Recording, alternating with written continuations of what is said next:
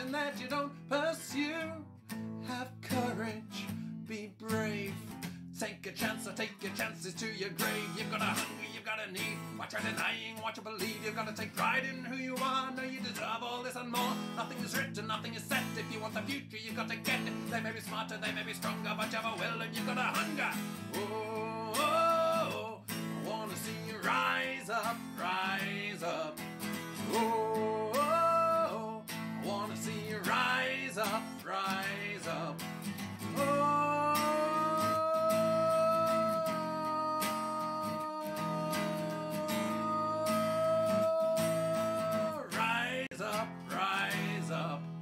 Why deny when you know what your heart desires? You want to burn bright, then you know you've got to feed the fire. One flash, one flicker, one spark, and then your heart beats quicker. You're gonna fail and you're gonna fall. You're gonna gamble and lose it all. You're gonna bleed and you're gonna cry, but better to fail than never to try. Those are the risks when you're a contender. Scars that mark you from a pretender. When no one knocks you down, then you get right back up again, sing it and show them all just who they're fucking with. Oh, oh, oh. I wanna see you rise up, rise up.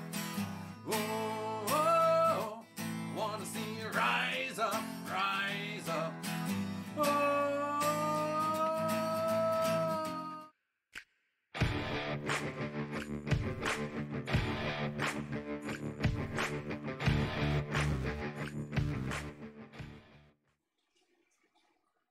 Hello everyone, welcome to my channel. We're streaming with the Apothecaries Guild this evening.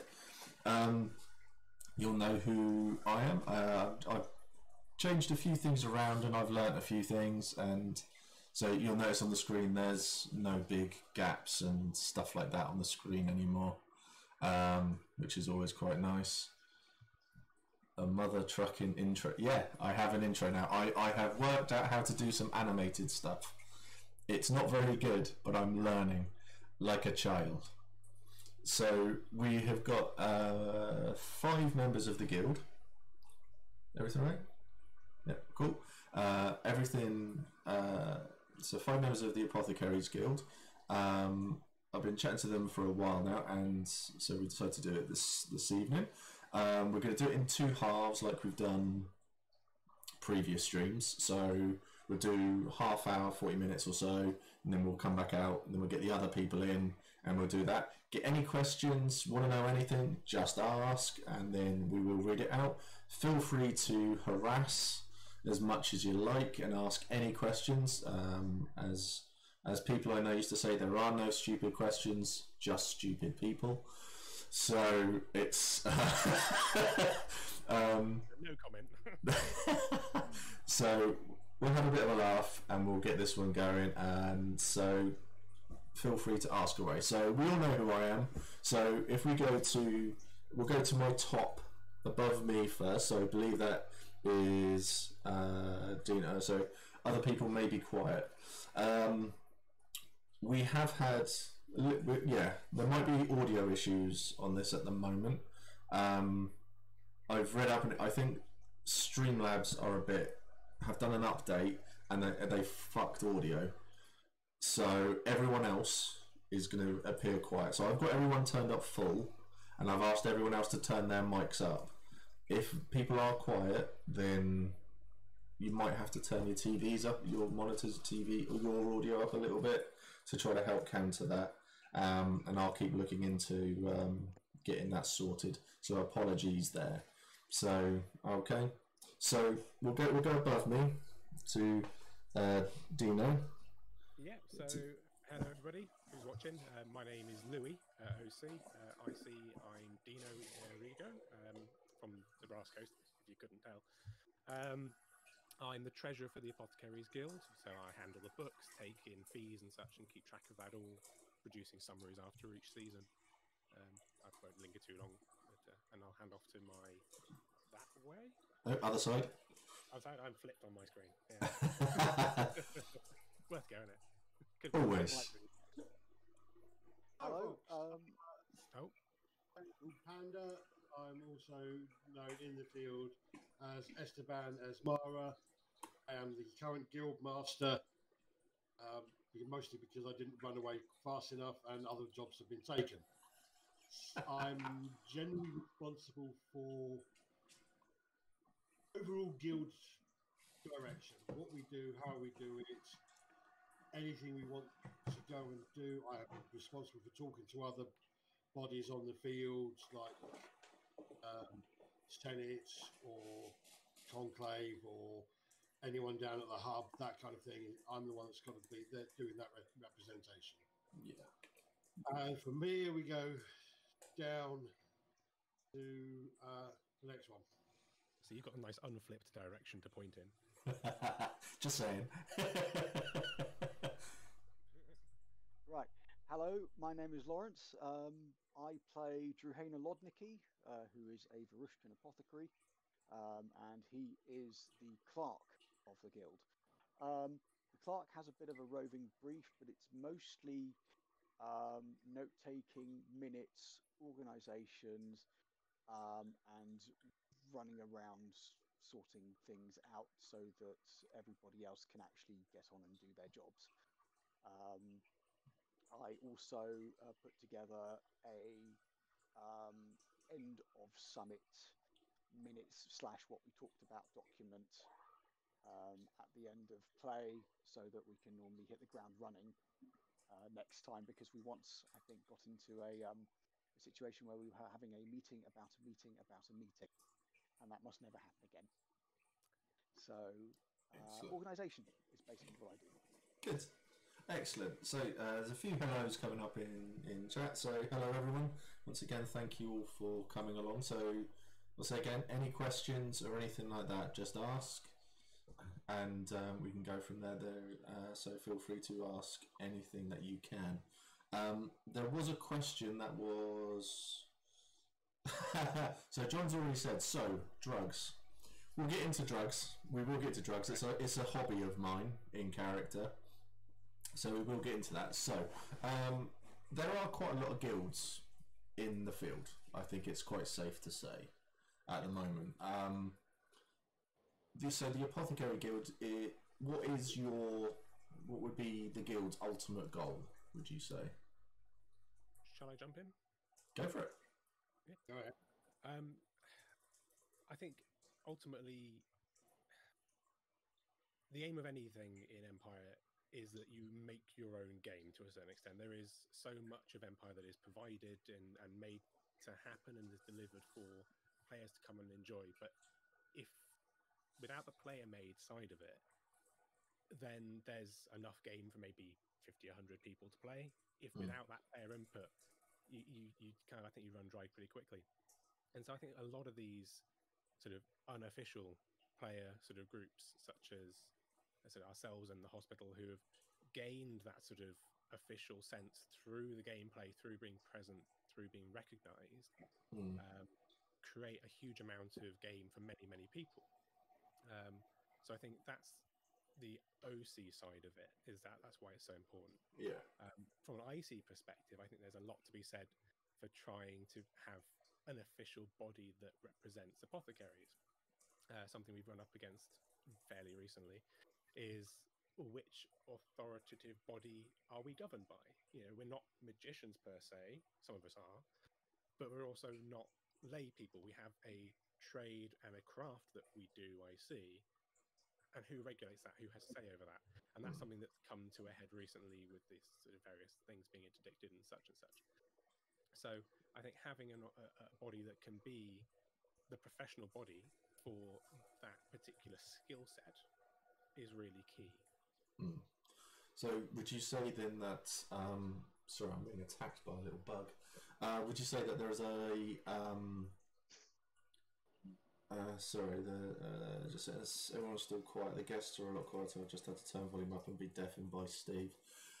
Yeah. If everyone can have a look at their audio to see if they can do anything to turn themselves up a little bit, and we'll just do a quick check to make sure I'm everyone's... myself right up, and I'm going to get a little bit close to my microphone, see if that helps. There we go, Sparrow. Is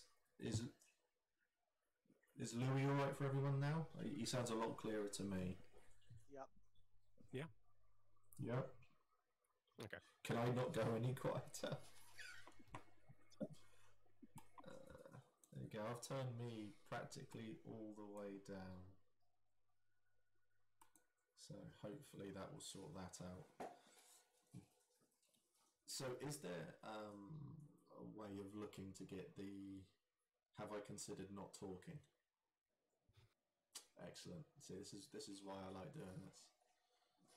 Bit of constructive input there. Yeah. Yes, all right. It's my other half. I think she's allowed.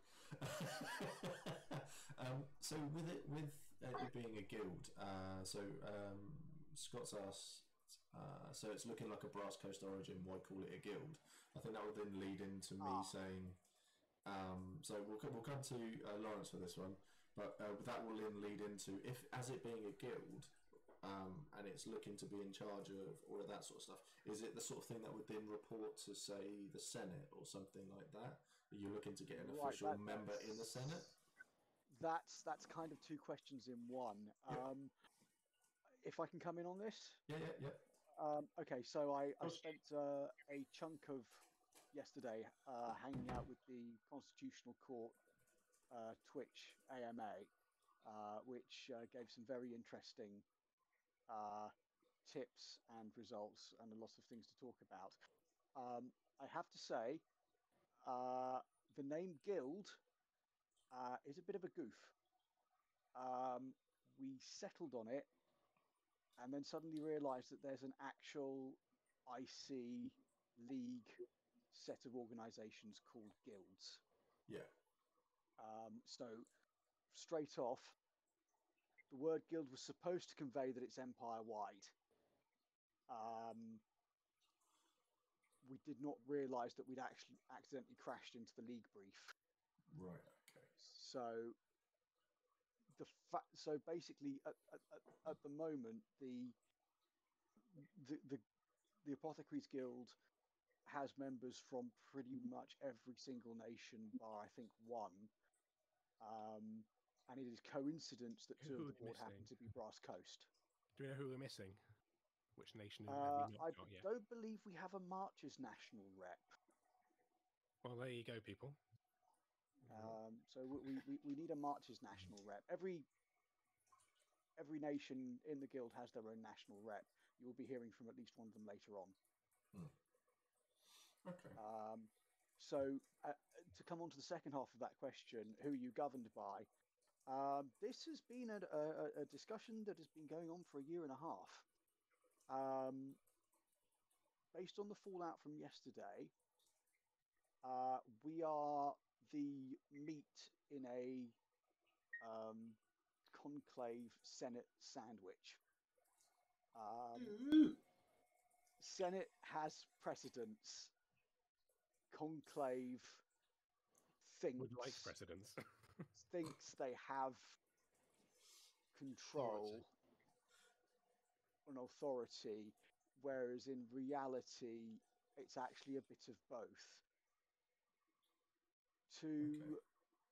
But to crash another cart into that argument is the fact that PD have recently rejigged how sodalities are put together in field. So one of our next big plot points as a guild is going to be formal sodality status.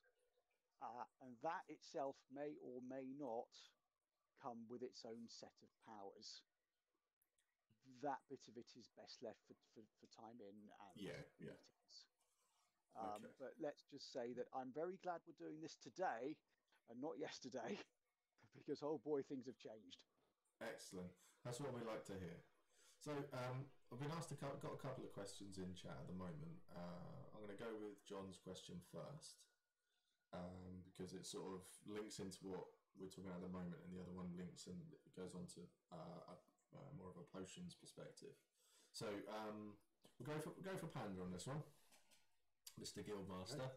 So how does the guild help apothecaries? What services does it actually provide? To the apothecaries, we are a central meeting point. We are a place where apothecaries can come talk to other apothecaries and get an idea of how they work in game. Yeah. Before the guild came along, we were described as vending machines. people would give us herbs, and we produce potions, much like a vending machine. And we wanted more game than that. We wanted to do more things. So it was actually a Varushkan character who is no longer in the game who started the guild. Right. And she started getting everyone together and just getting people together to talk once a season. She then realised she was taking on too much, and we formed a exec. And then she had to leave, so the three of us got left with it, and we tried to continue it. But basically, we're trying to establish a presence in the field. Right. We have a tent that we share on the end of Market Row with the Artisans Guild. So people can come to us with questions about potions. We can sell you potions. You can put in an order and leave us some money or herbs, and we'll make sure that whatever potions you need are brewed. And then you can come back a little while later and get your potions. It's also a nice and easy, recognisable bright green tent that you can say, "Meet me here for this trade deal," and encourage apothecaries to use it for that purpose as well. Yeah. We can sell herbs to apothecaries. The guild has a certain supply of herbs that we buy at a set rate, and we will sell them on to our members, because getting hold of herbs as an apothecary can be quite tricky. Yeah. Some of us got a stockpile, a certain amount of herbs that we can then sell onto the guild to sell on to other players. So the stuff's out there, and we're just trying to make sure that apothecaries can get what they need from us, and the rest of Anvil can get the potions they need by coming to us if they can't find it anywhere else. Awesome.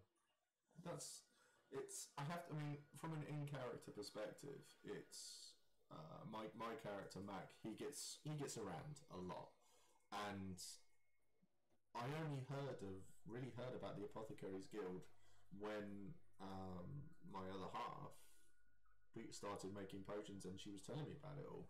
So it hasn't been that long that it's been out there. So, but I think it must be are you struggling to get information out to people at the moment, or?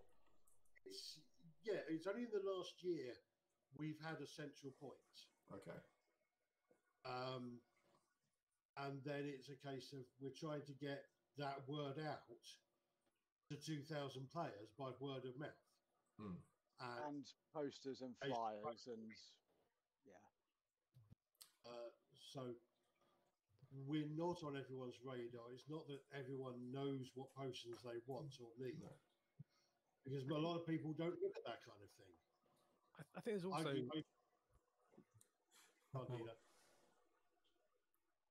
Sorry, go on, Panda. You were saying? I used to actually walk around camps trying to sell potions when I first came to Anvil. I'd say, "Does anyone want any potions?" They go, "What potions you've got?" "I can make anything you need. What do you need?" And then I'd have to go through a list of what potions can do, because people didn't know. Yeah. So it's bringing that into people's consciousness of what potions can do and where they can go to get them. So that's the good thing of where you see a lot of people walking around with those little black books then and everything like that. That's where it all comes from. So, okay, that's really good. I mean, because I have to ask, because I had no idea. I really didn't, and it's good to see that it's only just really starting to pick up. So, and I get a lot of. I mean, I have to admit, doing this, and I mean, I like to push a lot of new players into doing things and stuff like that. So, for any new players watching and people who are interested, then go and find anyone you see on screen on this stream. Go and find them, talk to them, and it's because it helps improve everyone's game at the end of the day as well. I mean, it's the other thing as well is despite having 2,000 people on site or whatever number we're up to at this point, only quite a small percentage of those are actually going to be interested. Quite a few people like to think of themselves as the solo venture that doesn't need no guild. And so we end up with actually the membership we get are those who are already kind of semi in alignment with the values of having a professional body for apothecaries. Mm. So I think by the time we actually get people turning up, there's quite a few non-compulsory kind of filters that occur where people go through, oh, my family just wants me to be an apothecary for this reason, so I'll just do that, and then I'll go and do what other game I've got. Or they've got their own group within a nation that is their thing, and that isn't, they don't consider needing to go to a guild for anything. So I think quite a lot of our members are the only apothecary in their group, and also there's no good sort of support structure for apothecaries in their immediate social circle within their nation. I think that means we end up with not nearly as many apothecaries as there actually are. Okay, that's quite interesting. I quite like that. So there's a lot. It seems like there's a lot of scope here for players. Then I'd say as a fledgling group, there's a lot of scope for players who want to come in and go, oh, I've got this idea. You can do this. Because I mean, at the moment, I've got about 3, and that means I have to come and find you in a field now. So there's a lot of scope there for you. You got an idea, say, oh, the guild could do this or do this. Come and find you in a field, have a chat with you about it all, because that's game, that's plot, that's stuff for you to go off and do, and that's great because that's what everyone needs when they come along to play Empire. So let me screw. Helen said it's a great resource as being an apothecary can be a very solitary skill otherwise. So yeah, definitely. It's just come and hang out. If you just want to have a chat with other people who know what they're doing, just come to the tent and chat. Know what they're doing. We are literally in a line around the corner between the gate, the hospital, the hub, and the Imperial offices. We're in the sort of inner corner of that L shape. So we are actually fairly central. Excellent. So there's a question that has been asked as well. This is so I suppose less about the guild, more about potions and stuff, which is what you're there for. So are there any particular patterns you've seen in potion sets people take in general, or that are very nation-specific sets? And what potions do you wish you saw more of, or were more utilised? That was asked by an apothecary. Certain nations do tend to go for certain types. For example, Dawn love Scots mead. Used to be called Bannerman's honey. It's the I'm going to find the list, but it's the potions that replenish hero points. I understand.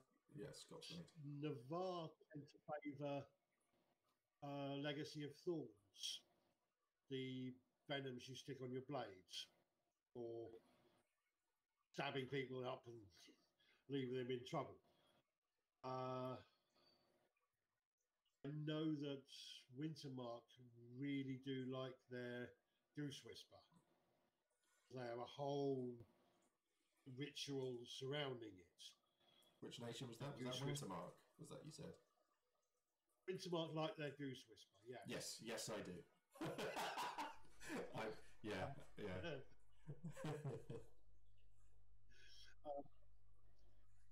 Whereas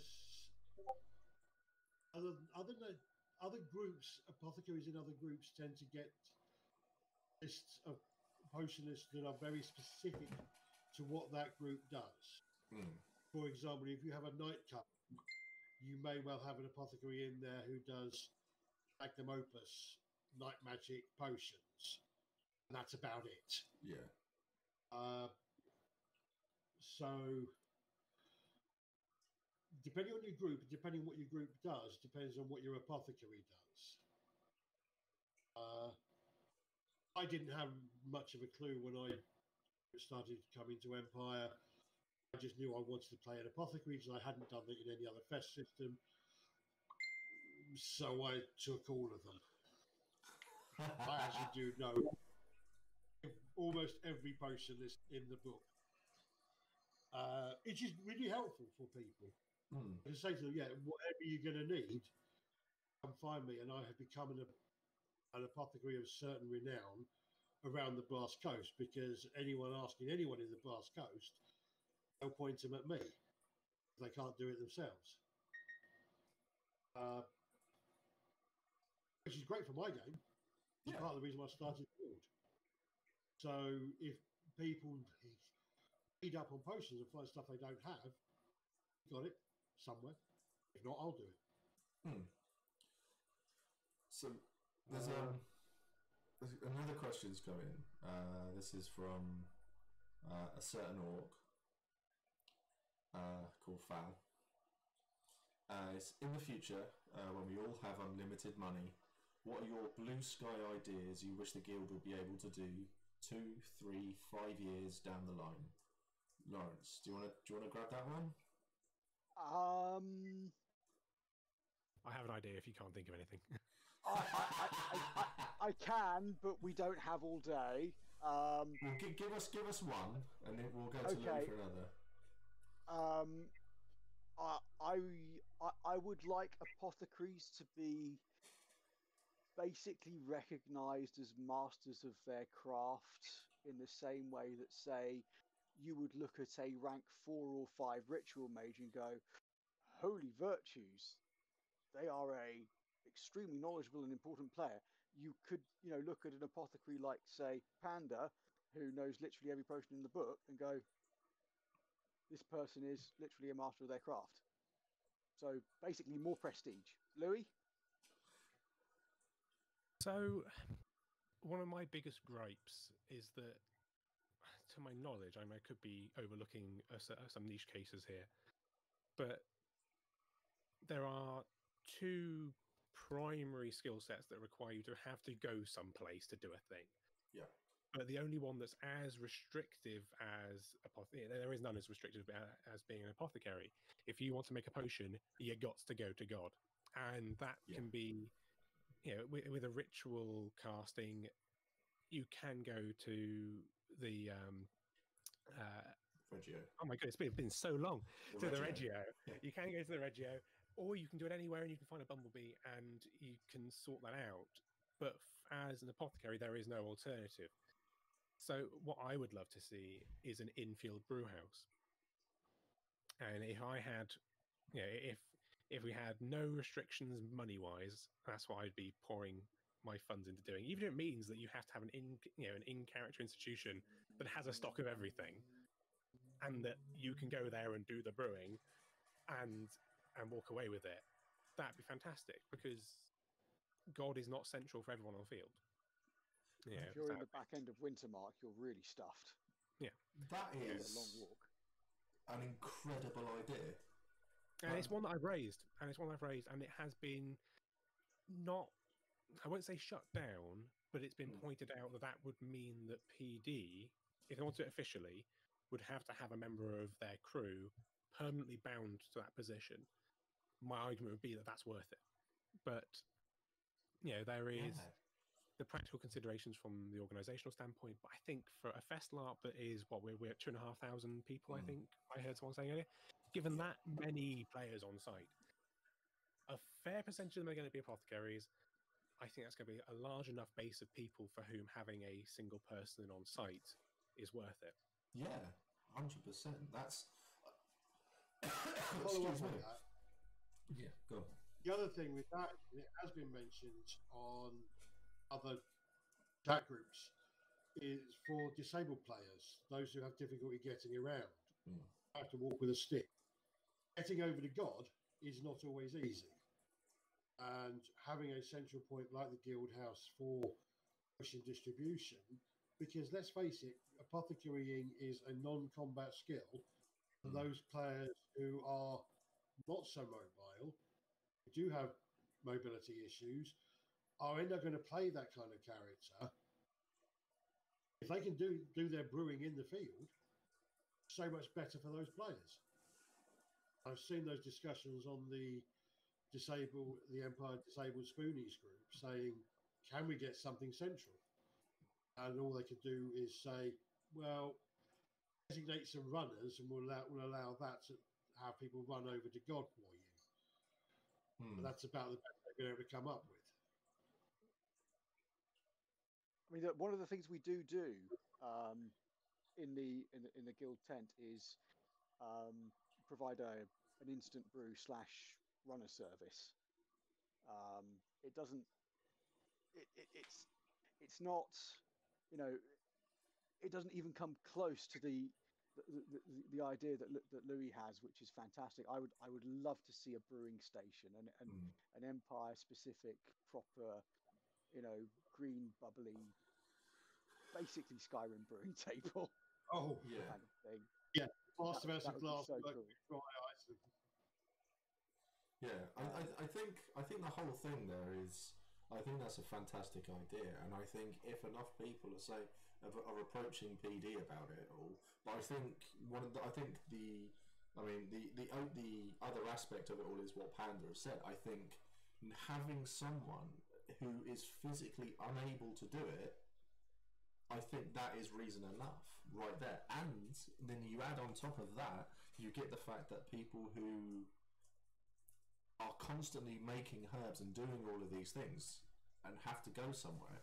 I think if PD had some people who, between 10 and 2 and 4 and 8 or something like that, just sat there, it would give them all of, but they had to be in kit or something, it would give them some fantastic roleplay as well. Just go, oh yeah, we're going to go and do this. Just get some stuff. Just chuck it in a little thing. Just do that. That would be truly epic. Louis has messaged me to say that he is having a couple of issues with his camera, so expect to see it flitter between a couple of times. But it is fine. So I think that would open up the Apothecary game, that sort of game massively, and I think it'd be really, really good. Paladin 51 has said, what are all your thoughts on her phys reps or lack thereof from Stormspire and Wintermark? I think from a Thanks, guys. practicality standpoint, there are certain things that are dealt with in normally small enough quantities that phys repping them is doable. And if you're using herbs as themselves, then I think it makes perfect sense that they all be phys repped, because it's part of your role play, it's part of your phys repping of your healing to use that material. You can't just rub a card on somebody. Not to say that in a pinch people don't do that, because I'd much rather someone do that lacking the phys rep and be able to have the gameplay than go, oh, I can't do things, I haven't got the thing, or I forgot, or I ran out of phys rep. The rules as they're written, I believe, are very hard cut in that you don't have the phys rep, you don't have the thing.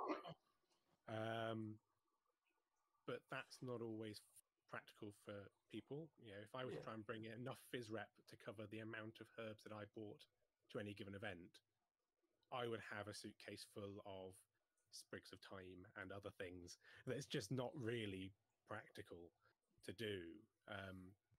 So I think you have to kind of make the practicality assessment of,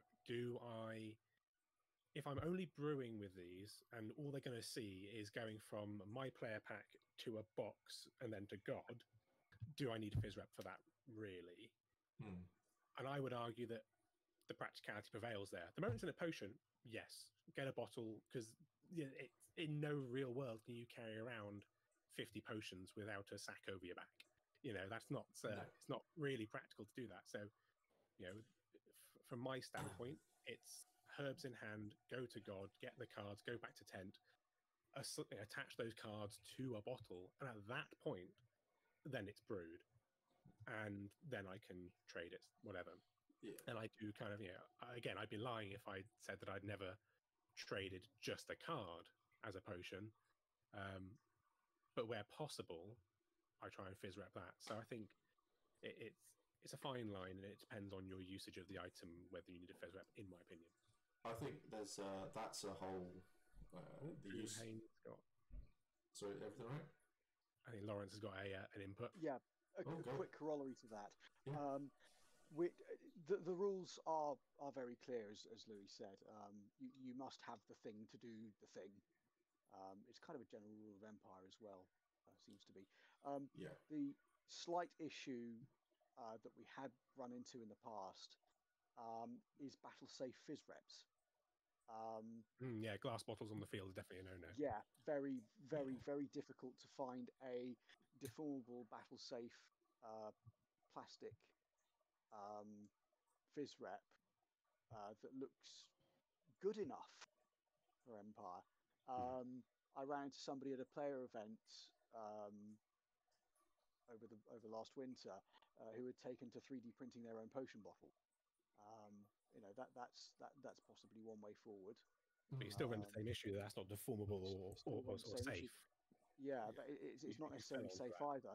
I believe that PD phased out their use of Yao phys reps for whatever reason. They may have run into a similar problem with battlefield anointings and things like that.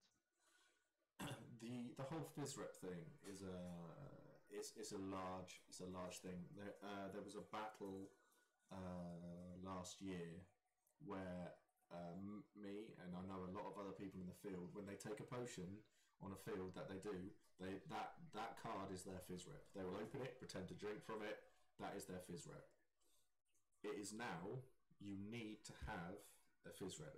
From what I have, from the conversation I had with Matt P, it has always been you need to have that phys rep, and it's something that I've not done, but it never occurred to me. So my growth as a player comes from I have to find that safe phys rep. There was an issue that I was involved in. It didn't happen to me. It happened to someone close to me. I think it was in the second year, and they had a glass bottle, and that was their phys rep. And it was in there. It was in like a pocket, and they fell backwards onto it, and they were just lying there going, "Well, this isn't going to be safe. This isn't good." And they got up and walked off, and you could see the blood on their back from all the glass and that. So there are those sorts of things. So safety is this is something that we'll always talk about when we talk, like we did in the combat one. Safety, safety, safety. Always be safe. Plastic is fine. Anything like that. So have that to be safe. All potions, I believe, have to have a phys rep. Even if it is an empty bottle, to show you taking the thing off of a bottle and drinking from that bottle, putting it back on, and it goes back in a pouch, your pocket, wherever. It's just a case of having that sort of thing there. So it's something that I've realised after seeing Helen do all of her apothecary stuff, and the amount of potions. It scared the shit out of me, the amount of potions that you lot have to deal with, because I can barely remember people's names. So we have all of these potions coming around. So then having to phys rep all of those potions, that's huge. That is absolutely huge. So yeah, I think even just from a cost standpoint. Go on, Panda. Go on.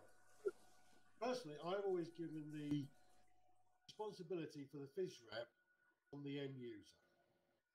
I don't mind brewing the potion and giving them the card, and I give it to them and say, right, you have got a phys rep for this, because I can't afford to buy up bags of little plastic bottles to give out every time I brew a potion. You can get the little plastic bottles. Blade, for example, do a lot of potion holders for little plastic bottles. Yeah. Then I think you can get about 50p each in general. They're not horribly expensive. But if you're buying a little pouch with 6 of them, or 2 of them on a wristband or a bracer or something. But when you have to buy 50 to 100 per event, then it gets silly. So I think the emphasis should be on the end user having those phys reps. When was the last time you saw a ritualist have 30 mana crystal phys reps? Yeah. Bunch of grapes. That's how we did it. I think I've got loads of questions, and I said it'll be 30, 40 minutes for the first part. So what we'll do, I've got one here. For those that don't know, is there a process of joining the guild? What hoops do you have to jump through? How do you know if someone is in the guild? So, Panda, let's go to you for that one. Okay, joining the guild will cost you, I think, as I recall, it's 10 rings for a year, or you give us a couple of herbs. no, a herb or 2 true vervain will get you guild membership for a year. You will get a badge like this. Excellent. It's all about that badge. Our members can wear. They should wear. So anyone you see wearing that badge will be a member of the guild. And then you can talk to them about it. There are national representatives for each nation whose job is just to try and keep an eye on and know the apothecaries within their nation. And that membership allows you to buy herbs at a reduced rate from us. It allows you to go work for the guild when people come to bring us orders, which I'm sure Artemis will talk about when we come to the shop. It will bring us orders for potions. You can, as a guild member, you can go off and brew them for us, and you get a small commission. Okay. So you can actually, as an apothecary, who can be short of money, you can earn a few rings each time you go brew some potions for us. You're not using your herbs, you're using the guild herbs. And then that's another advantage for our members. There's also the networking aspect of it as well. And then we work on behalf of the guild for dealing with Conclave and their... Oh, do I want to be nasty about Conclave? Always. Yeah. Isn't it a job? Let's not ruffle feathers just yet. Yeah. Shall we say? Right. Okay. We have a long and winding river to navigate. Okay. Oh, yeah, I can whack through our Conclave for an hour. Okay, so I've got 3 questions here for. So that was Panda's question. So Lawrence, I've got a question here for you. We'll go through this one, and then Louis, I've got a question specifically for you as well. So Lawrence, this one is for you. So if you're using phys reps for potions, do you phys rep the brewing of things in any way, i.e. dry ice, coloured smoke, special effects, making it a spectacle? Or is it just you go up to God and go, there you go? Okay, so that will depend. First of all, it will have to not fall foul of PD's pyrotechnic rules. I think anything that generates smoke, fire, or noxious substances is out. Unfortunately, You could probably get away with dry ice if you tried. You could probably get away with dry ice, but Storing it for I an would event. bow down and worship the person who could store dry ice for 2.5 days at an event. Yeah. So basically, what I've done personally, I have a couple of field pestle and mortars around. I have a tiny one that I keep in my belt pouch, and I have the big wooden one that lives in my general kit. If I happen to have the thing that you want in my brewing recipes, you'll give me the herbs, and I will spend 5 minutes sandboxing, muttering over a fire and a wooden pestle and mortar, or basically going off and having a brewing experience. If I have the time. If you come to me with an order for 20 fever failed elixirs, which happened to me last time, 20 minutes before a battle, I am making a beeline for God and hoping that I get back to you in time. Yeah. It depends. I will try, and personally, I think you should try. PD are very clear that the time spent in God ordering potions counts towards the 5-minute cooldown between having a potion ordered and being able to deliver that potion. And practically speaking, with the distances and times involved in traversing the field, yeah, that can count. You have to be flexible.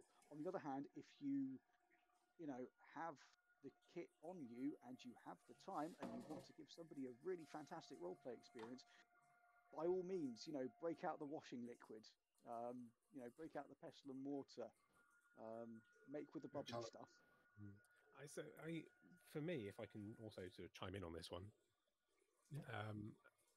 I sort of, when I started being an apothecary as sort of full time as my character, it's not where I started. I started as a ship captain and moved over. I made the decision that I wanted to be really sort of pro on the phys repping of the making and of the thing itself. So I sort of did my research and came to the conclusion of test tubes with just plain water, standard food coloring, and then a thing called luster dust. I don't know if that's something that people know of. If you've ever seen that sort of interesting coloured vodka which swirls and glistens all, looks absolutely amazing. It's because Yes, it's got luster dust in it. Okay. And you can buy that stuff from any cake decorating place like Hobbycraft, Amazon will have it. Sainsbury's have got it, and it's inexpensive. You put a tiny amount into a small fluid, sort of volume of fluid, and you get a really cool drinkable thing. It tastes a bit metallic-y because it kind of is, but it's food safe and also, for the most part, allergen free. So I will tell people that that's what's in it, and will sell them that fizz wrap as part of my sale, and I try and charge a premium for my potions as a result of that. But that requires me there with a test tube and a test tube rack and putting in the fluid and then adding in different food colorings and then the luster dust with a tiny little spoon. And that for me is my fizz wrapping of the brewing. You know, as much as going to God is fine, I also like doing that intricacies with the test tubes, makes it feel real and gives me something to play at. And this is a thing I made and I sell it, and that's sort of my take on the fizz wrapping. Because there's actual herbs are sorry, actual herbs are actually a decent substitute for game herbs. Yeah. You just if you're really scratching your head, heck, depending on what you're brewing, sand, salt, other granular substances. But you can't drink those. No, you can't. No. But some potions are not meant to be drunk. No. Oh, very, very true, very true. There's we'll get onto drugs briefly. There's a drug called Twilight out there, and the first time I took it, it was actually like a sherbet that they sort of blue sherbet, and it was fantastic. And it was in a white piece of paper that they had folded up over it, and then when you took it, you took it, and it was brilliant. The whole thing was, I think, that because that sort of role play effect when you're in a field and the whole role play behind actually going, just having a card and going, oh, it's done this, great, to actually going, oh, I've got this, but there's this as well, and I get to take this and nom nom nom, wonderful stuff. That gives everything. It's like with some of the Goose Whisper I've taken, where they actually put stuff into the fire to make it really smoke, and it makes everything that much better. So I think the roleplay. So I think everything that you do for roleplay across the board, it definitely is going to add to everything for everybody involved. And so I think it's a fantastic thing. So we've get to, I said 30-40 minutes, and we've been going for nearly 50. So we've done well. So what we'll do, if Panda and Lawrence, if you could, I'm going to ask Louis his question because I'm going to try something clever. I probably shouldn't. And I know it'll fail miserably, but who cares? If you two can drop out for me, and then the other two, if you jump in, if they should be watching this. Let's see what happens. Let's see what happens here. Oh, we're back up to the 4. No, 3, 4. Oh, they were watching. This is amazing. That was good. See, I'm quite proud of my movement now and stuff like that as well. So I have grown as a streamer. So, hello. So, I feel bad because everyone else tried and put kit on. I'm wearing a Totoro t-shirt, as was established. So thanks everyone for coping with me. So we've been going on for questions. I hope people are enjoying it so far. So, right, Louis, this was your question. This isn't one that's come from Fal, and I thought this one would be suited to you perfectly. So, have you ever used the Synod to recognise publicly the work that you or your members do? It's a massive public forum that could be another step towards raising the guild's prestige. So, no, we haven't. We've thought about sort of getting some form of recognition, but ultimately we have, since our sort of since becoming a larger body, been very much taken up with battles against Conclave rather than Synod, and or anything to do with the Synod. So it's a nice idea, and I think it would go a long way to being more official. But it's been not, as I said, not at the forefront. The issues we have with Conclave take up a lot of time. Mainly arguing against whether they should be interdicting things, whether they should be or should not be having oversight over us. And so going through Synod has, I think it got mentioned, but I certainly don't know how to approach it. And if somebody wants to come to us and say, here's an idea, and to propose it, then I would be very much for that. And I see a hand up beneath me. I think my learned colleague might have an input on this. So before you answer, if you introduce yourself and then give your answer. Hi, I'm Owen. I play Ovid, which is the High Guard rep for the Apothecary Guild. So I just do the High Guard side of things and go around talking to people. I just wanted to say that officially they don't know, unofficially drunken conversations with cardinals around fires may have been started.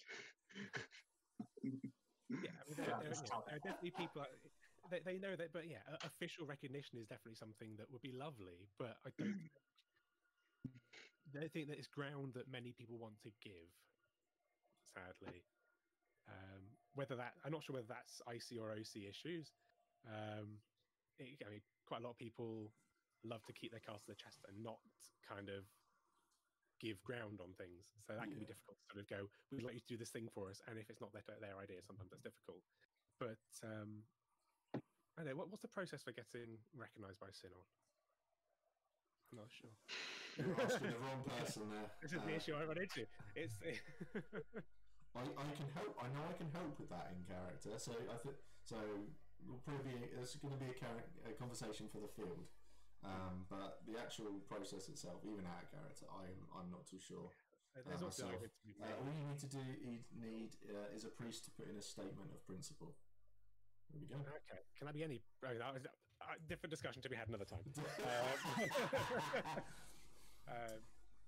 Yeah, and I suppose there is the worry as well that there, as Conclave have pointed out, there are some questionable things that occur with certain potions, and do we really want another establishment paying too much attention to what potions are actually doing if it brings into question their beliefs and the meaning of life and everything? You know, if you start pulling at those threads, as Conclave have noticed about the concepts of free will as per a potion's potential effect, that caused a very powerful knee-jerk reaction, despite the fact that, in this specific case, without going into too much detail, they disliked the fact that a particular tonic caused a person to potentially be more easily pushed towards doing certain things.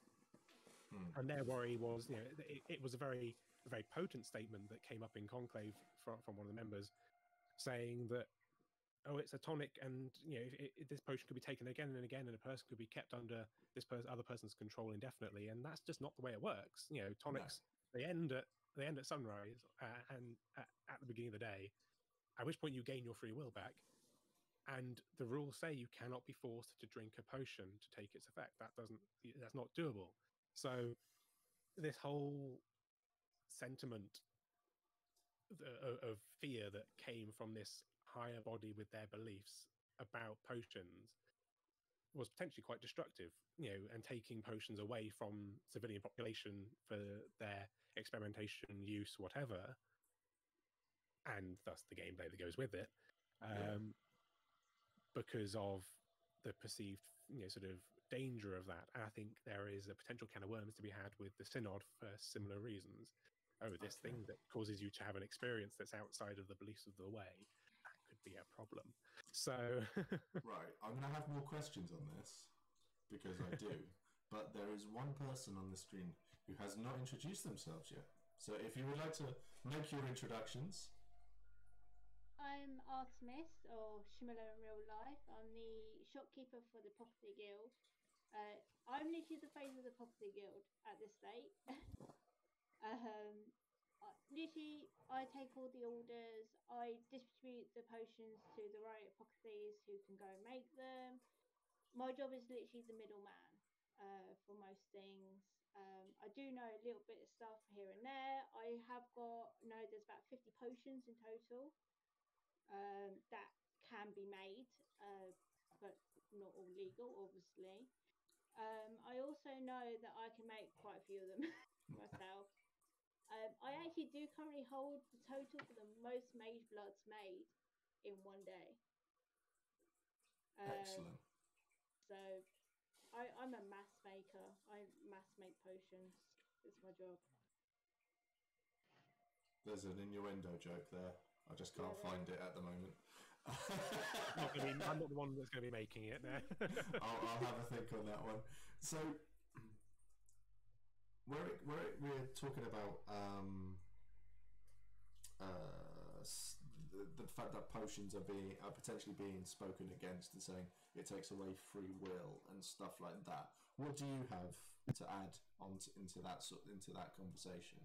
Because from my perspective, I know of. I've seen a few things that have happened that have made even my character has no scruples whatsoever. My character, if someone came out to me with a potion and went, take this, it'll be a laugh, he'd just take it and then go, what does it do?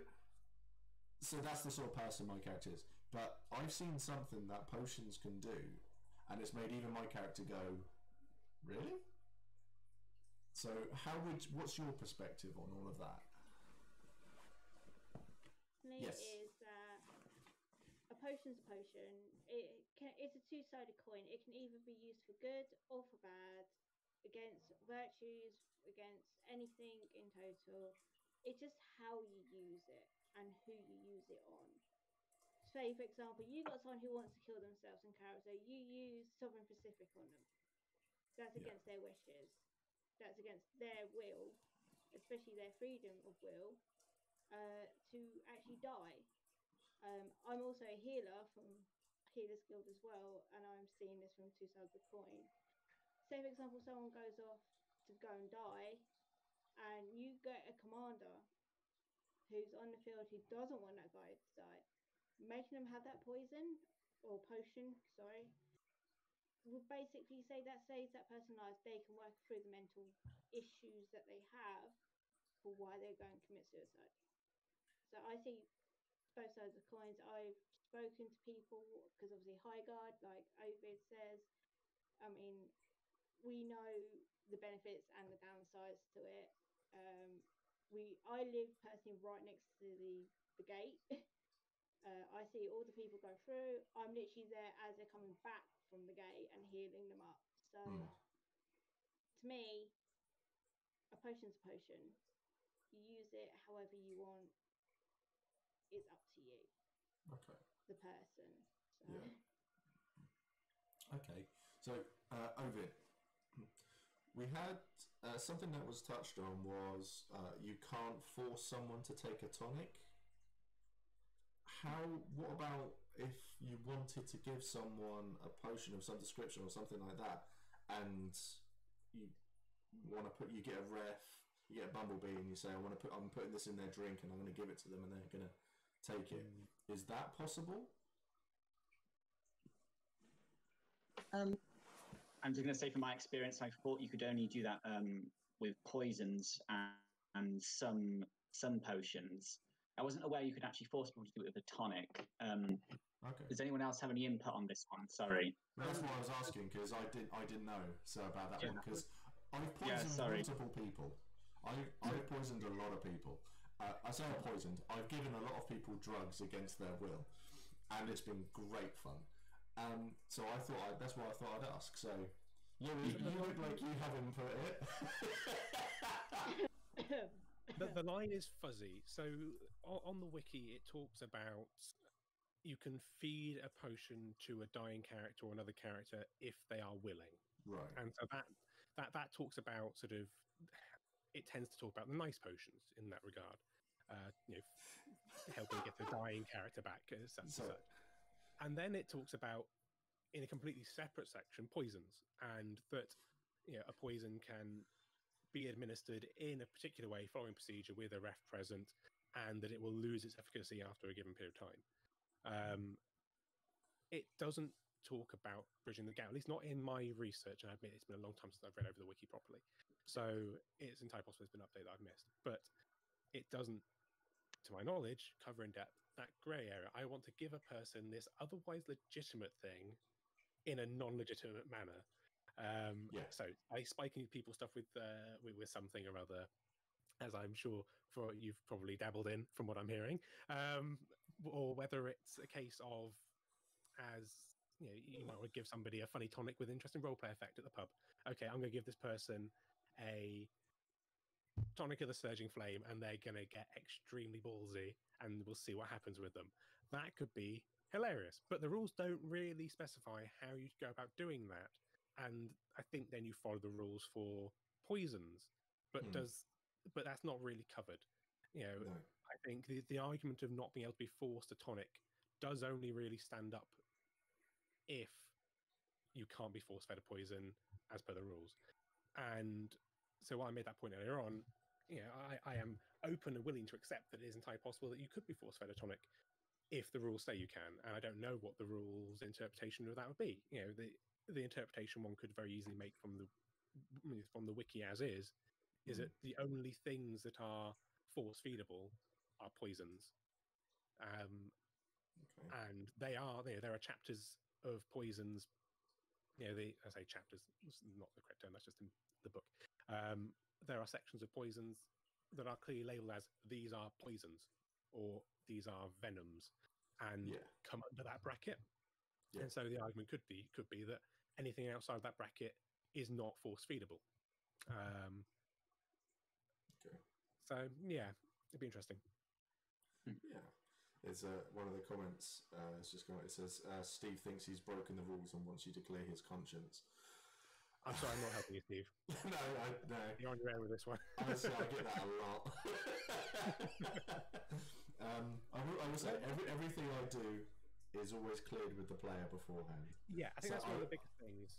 Is consent among players of let's do this thing. If you want to have a bar rule, as long as everyone involved knows that it's going to happen and is clearing it to happen, then you can kind of have that play with it.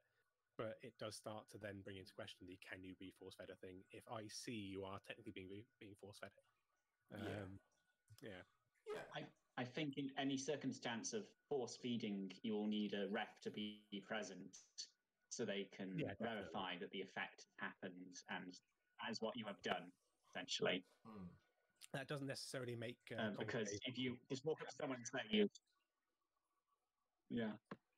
it's just so you don't walk up to someone and just say, "Oh, that drink you just drank, yes, triple poisons." Just you're done for. All the bad poisons, all the zeros, down to 0 hit point poisons, the fun ones.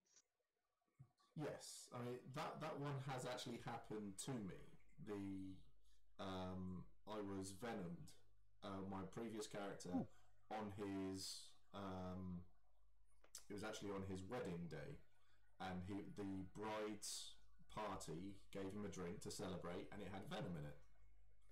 And then it went off, and they basically he didn't know anything like that. It was just told out of character, so you've been venomed. So I went off. That was all great.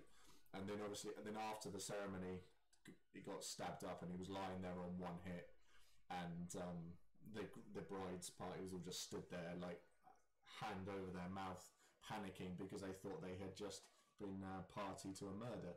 So, but thankfully he survived for about another 3 events before he was executed. But that's part and parcel. So, go on, Louis, you were going to say something? Yeah, I've done a little bit further reading, just a bit of a quick search on the wiki. Yep. And this does ring bells, where I'm coming from. So you cannot poison a character with a regular potion. Potions which are not specifically designed to be used as poisons become inert within a few seconds of being mixed with food or drink. So if you want to roleplay giving somebody something mixed together, you can get a ref to do that. But by and large, most things are going to just immediately become non-functioning as the thing they are. If you want to give somebody a thing to play and say, this is this potion, honest, that's fine, because the thing is still a thing that you can do. But if you want to do the whole mixing stuff with food and drink, that's kind of no bueno, I think, unless it's specifically a poison. Okay, excellent. So there's we'll go. Oh, I've forgotten it. Artemis. Sorry, as explained, I am awful with names. I do apologise. There was someone in the chat has said that they've got points to spend at the moment. They're leaning towards mage and ritual stuff, but they like the idea of getting creative with making potions and being turned to the potion side. What would you say to that person? The potion side. Yeah, there is actually potions that are useful for rituals and for mages, like mage blood, for example, and the different Pacific realm tonics that you can make as well. So you can kind of dabble in both if you really wanted to. I'm not a mage or a ritualist at all. I have a whole chapter house who are though. So, and I keep on supplying their potions to boost them up a lot more, I think. So in terms of spending points, just go with what you actually want to do.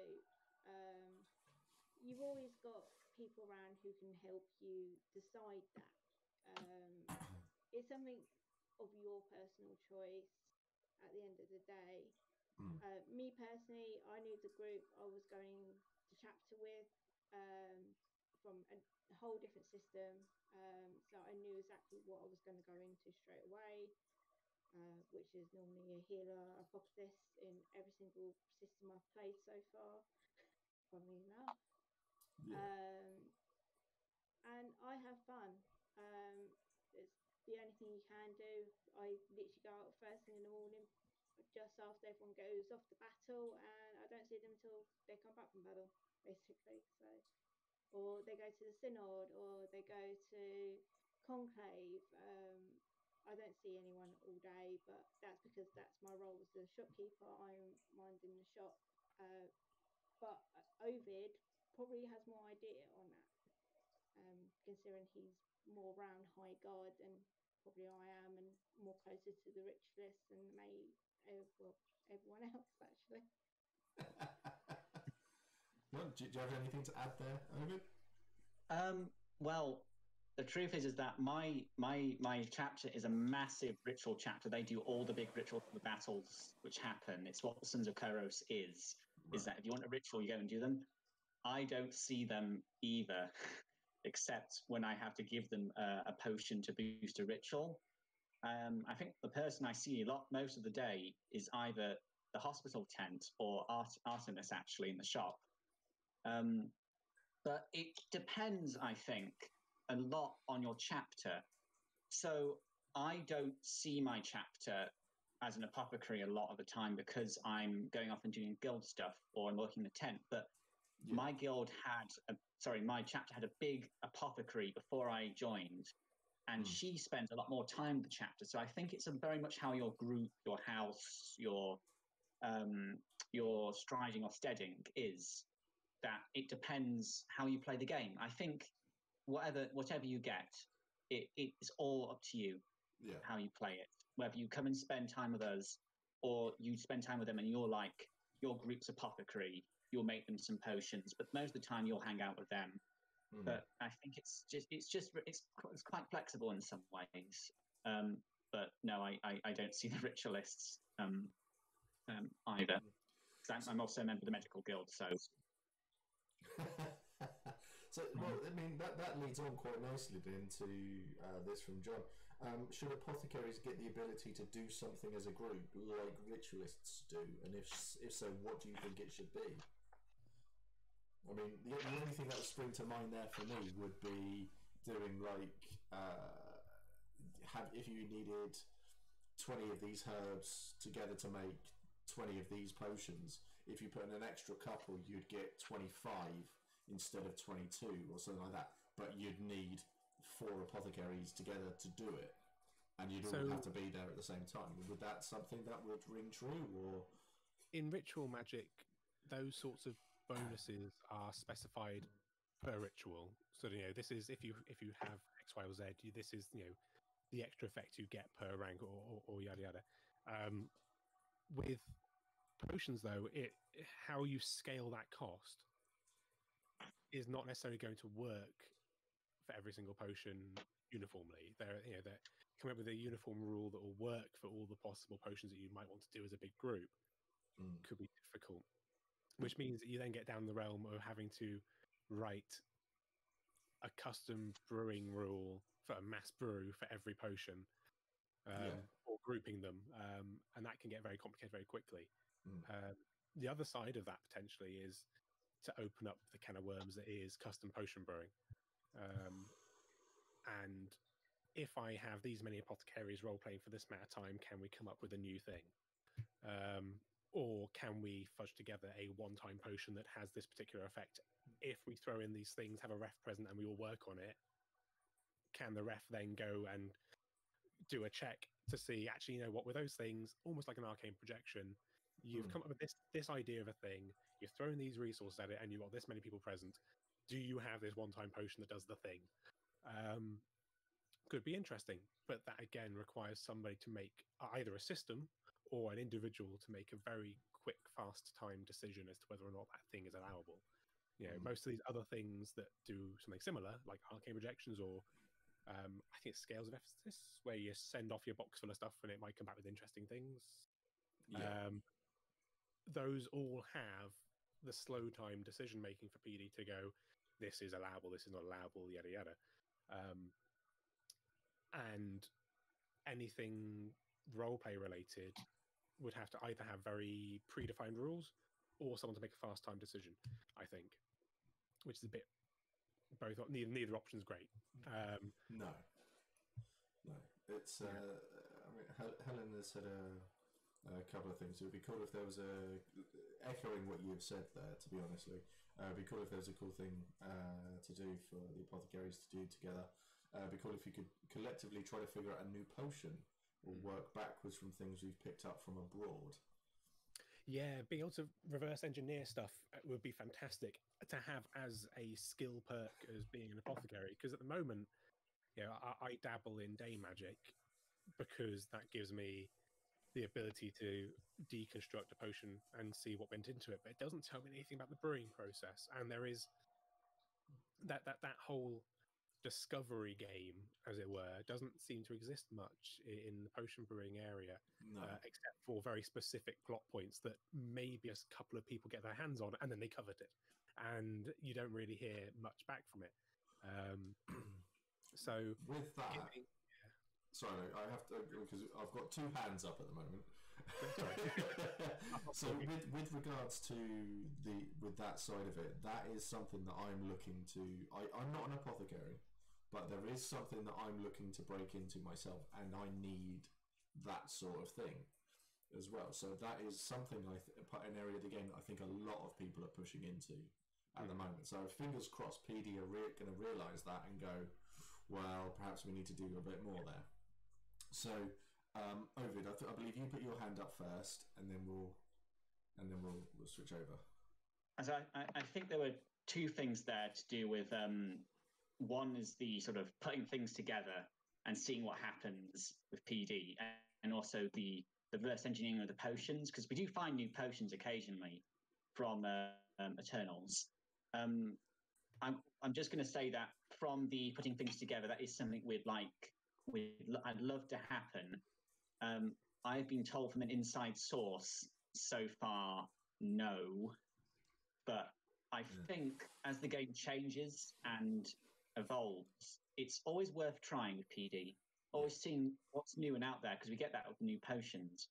I think it's just because we all want to do it, because we're all talking, and it's something we'd love to do. Like the magicians get their arcane projections.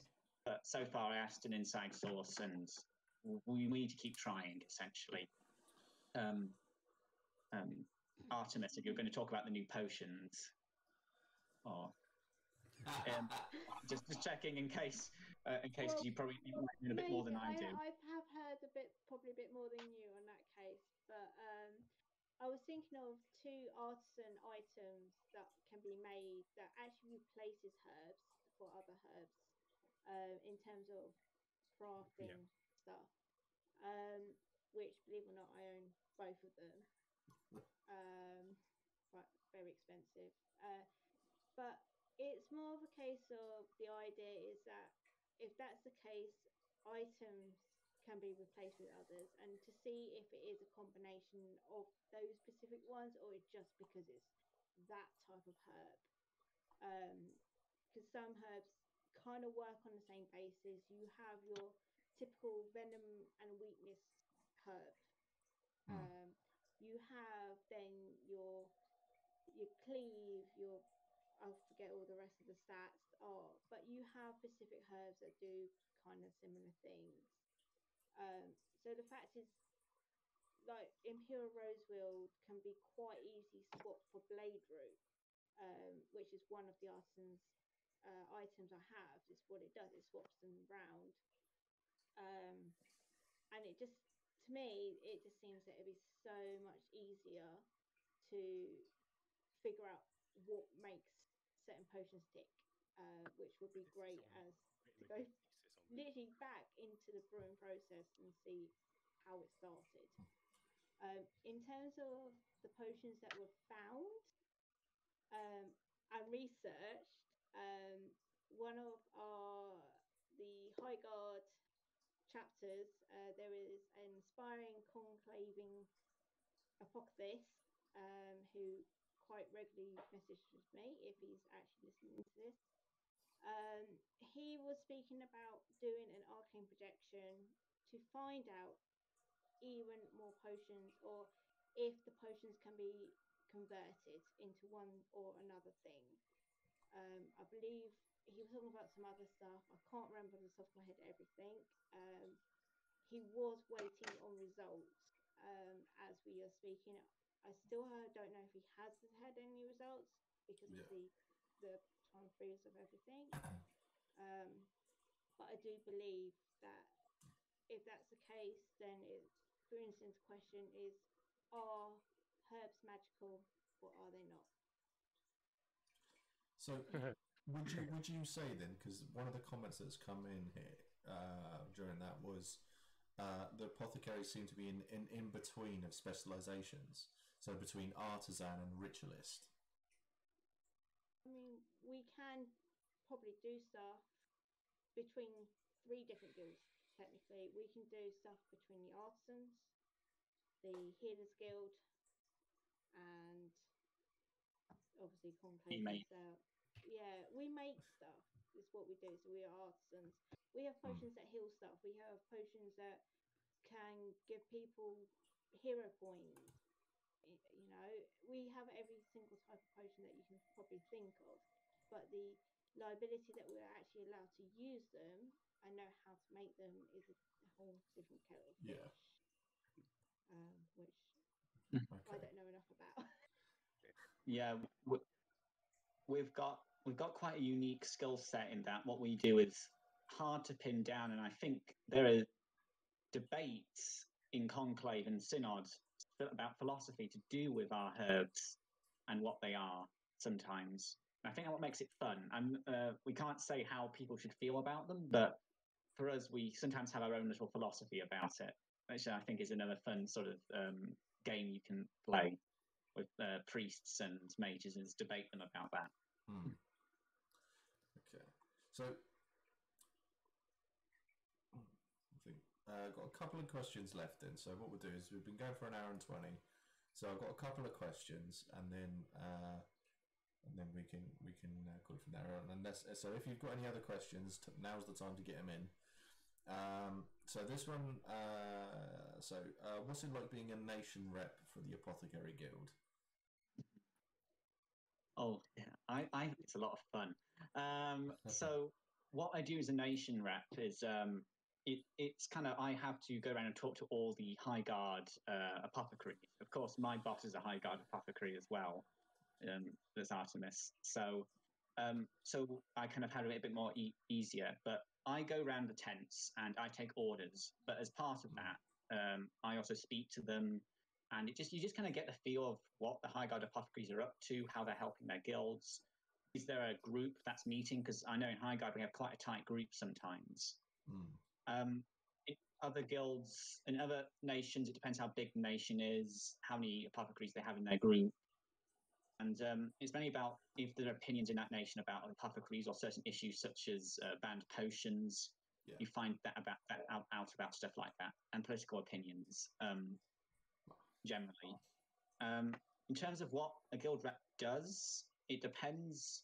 A lot of them, you do your own thing, but I go around, I take orders, I give them to Artemis, and that's what I do. I get to meet a lot of people. It's very fun because you can meet all sorts of families and all sorts of groups. Yeah. And I've had the time of my life just doing it, because you talk to people about so much stuff, and you do orders and a job for the guild. So you're helping a group and you're doing a fun empire thing. You also become the face of the guild for those people. Mm-hmm. In a way, yes, for High Guards. But as discussed earlier, the guild is still sort of setting off a bit, and people are still finding out stuff. So people do come to me from a group, but we're still. The plan is to sort of get people to know us more. We go around to tents, we talk to people, we shake hands, and sort of. I'm Ovid. I'm from the Apothecaries Guild. I'm here to take your order for the potions for the battle, and it's just about getting to know who I am and what the guild is, what we do. So, okay. So, all right, Louis, this one will be for you. Probably we've got 2 questions left, so we'll go for the last 2. So, Louis, this one's for you. Would you like there to be something like an arcane projection for potion brewing, and how would you like that to work mechanically? I think that would be a lovely idea. The only issue that comes up from that is that what would you do? You know, because there are areas that you can sort of dabble into, but yeah, and with arcane projections, if what you're trying to do is bonkers and very sort of high level, then they can level up and they can actually know that's not enough mana for this thing that you want to do. Come back with 240 or whatever it is that they want to charge you for one iterance of that thing. With potions, there's only so much they can really sort of play with. They could ask for more and more of certain herbs, but you know, they've already got potions that require half a dozen of everything, you know, whatever. Yeah, so there's already potions that exist for most of the use cases, as well as only so many ways that you can mix those herbs together. Without already muddying the muddy waters that are, what does this particular herb do? There was a chappie, I should have bought the book off him, who had written a thesis essentially going over all of the potions, their effects, what herbs are in them, and therefore reckoning these ones do this thing, these ones do this thing, and this is how they interact in a potion. Which you can kind of get from their descriptions anyway, but sometimes you have these weird combinations. And whilst there is some scope for expanding these things, there's only so many things. Potions are almost always an augmentative thing to something else. Give you buff this thing you already have, buff, you know, give you more, you know, regenerate your personal mana that you already have, your hero points, give you more hit points. There are very few potions that give you something brand new, and I Fusion of feathers. Yeah. Go. Fusion of feathers. I was just going to say, it allows you to detect magic. Yeah, and those things you can dabble about, but again, they're only working within the systems that already exist. Whereas magic and arcane projections get the ability to delve all the way into the lore and talk to Eternals and all these sorts of things that potions don't necessarily act as a gateway to. So, you know, there are some things I can think of. You know, a potion that extended a tonic for another day that was cheaper than the initial tonic could be clever and a nice idea. But having sat down for an evening thinking through ideas, that was the best one I could come up with that wasn't ludicrous. PD like ludicrous, though. This is true. Something that turns you into like an unstoppable Hulk of a machine could be interesting. That's true. I refer to it as cider. Well, this but cider doesn't give you more hits and potentially worsens your bleed out time. So you know. This is very, very true. Very, very true. So, answer us then. So we got this one for you then. So, are the shop orders assigned randomly to members, or do they get filled by specific people? When the orders come in, I will have a book that tells me what specific recipe list people know. I will then wait until one person's come along. If it's not a rush order, they will come. A person will come in from the Apothecary Guild, and they will say, "Is there any orders?" I will tell them, "Yes."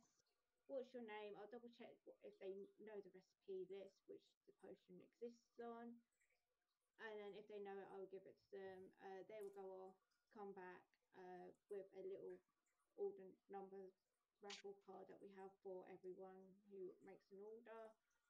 And then they get a commission from that, the apothecary who's made it. If it is a case that it is one of those very rare recipe lists which very few people know, and the less likely people to come round to the apothecary tent, it will probably be me or Esteban ourselves, who most likely will know you. I know, I think most of the recipes apart from 2, I think it is now.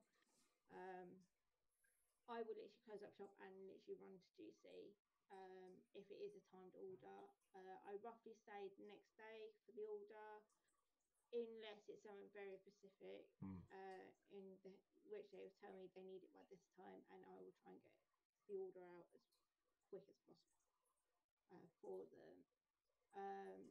But apart from that, and obviously the orders get collected by the person who's ordered it, either by the reps themselves who go around and gives me the pieces of paper for the order forms, or people come around to the tent themselves and put in orders. So it can be a waiting game for me, or it could be a complete brewing time for me. Either one. But I did notice one person's comment earlier was how many mage bloods I made in that one day. The grand total was 400 mage bloods in one session. It's just excessive, really, isn't it? Yeah. Yeah, that was my other half asking that question. And she's got a look of shock on her face at the moment. She's now crying. And that was purely for one chapter within Highguard. Was it the Shattered Tower? Yes, it was the Shattered Towers. Yeah, no one likes the Shattered Tower. They all smell. Isn't that right, Scott? There's a guy in chat, Scott. He's in the Shattered Tower. No one likes him. Funny, as a freeborn, I will say nothing. My solicitor has advised that I do not comment. I mean, I'm jealousy is so ugly. Scott, shut up. I actually from Science of Ravensfell myself, so I literally am their personal apothecary at the moment, only because their apothecary Bert is like Panda, unfortunately unable to get to GC due to disability. Unfortunately, it is a case of I run for him because I have to make the potions myself. So the idea of having another place in the field where people can go and get potions would be a massive thing. He would find it a lot easier, I believe, going across the grass than on the chipboard to walk to God.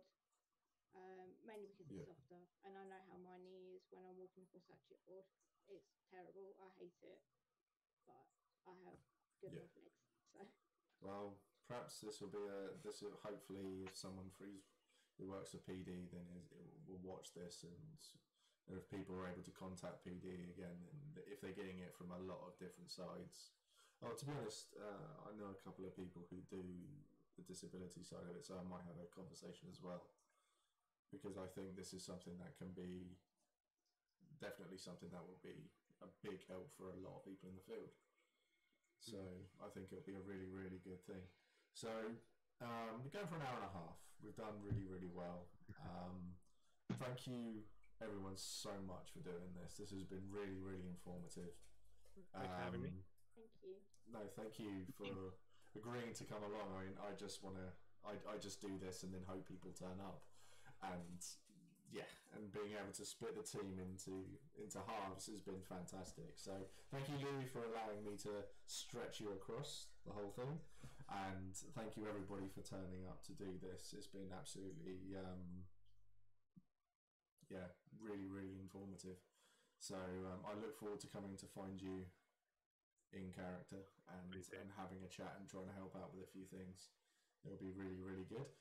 We'll leave this with one final line from someone in chat who I'm going to slap when I see him next. Scott has said, "My wife has put the Defenders of the Earth theme in his head, and now perhaps yours too." Scott, you're a dick. We are where we are. Oh my Jesus. So thank you everyone for coming along. I am streaming again tomorrow. I'm going to be doing a Larp chat, so I'll be chatting with someone I know who just about everything that he's done, and he is very, very experienced. So hopefully I'll see people tomorrow. Thanks for all for coming, and we'll see you all soon. Bye bye.